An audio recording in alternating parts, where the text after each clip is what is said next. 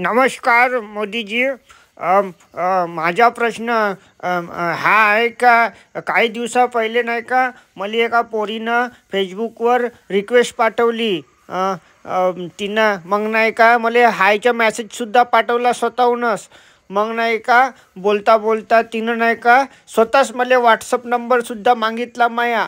मग आम्ही नाही का व्हॉट्सअपवर बोलत होतो. मग मस्तपैकी नाही का तिले नाही का मीनं व्हिडिओ कॉल कर म्हणलं, तर ते म्हणे व्हिडिओ कॉल नाही करत म्हणे, माये घरी आईबाबा आहे म्हणे. ते ना रिचार्ज मारून मागला का बा तुला? हो, 6 महिन्याचा रिचार्ज मारून दिला ना जिओच्या नंबरवर. अबे नाव काय बा त्या पोट्टीचा?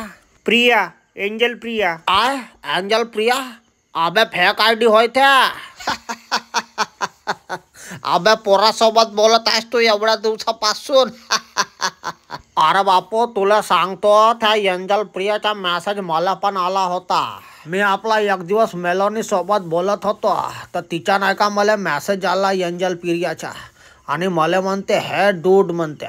मी म्हणलं दूध दूध येतं कुठं भेटतं बाई म्हणलं. ते तर जा म्हणलं किराणाच्या दुकानात.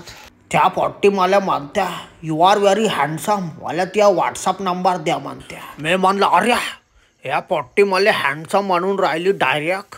ते ह्या पोट्टी नव्हे पोट्टा होय खरं म्हण. मग बिना तिला म्हणलं बाय बाय, तुला नंबर तर देतो, तू मला तुझ्या नाही का आधार कार्ड द्या पाहिजे. जसा तिनं मला तिचा आधार कार्ड दिला, मी ना तिचं आधार कार्डच बंद करून टाकलं. जा बाय, मायासोबत शानपणा करत होती श्यामळे. मला डूड म्हणत्या. मी का डूड होय का? तर पाहावे पोट्ट्या वा, आजकाल पोट्ट्या असे फेक मेसेज करून नाही का तुम्हाला रिचार्ज मारून मागत्या. नाही तर नाही का व्हिडिओ कॉल करते डायरेक्ट, आणि तुमच्या नाही का तोंड दिसून जाते त्याच्यावर, आणि मग तुमच्याकडून नाही का पैशाची मागणी करते. तर ह्या गोष्टीकडे लक्ष द्या. कोणत्या अननोन आयडीवरून जर व्हिडिओ कॉल आला आणि तुम्हाला जर उचलाची खाजस असेल तर कॅमेरा बोट ठेवून उचला, नाही तर तुमचा फोटो दिसाल भलत्याच चित्रामध्ये. समजल्या?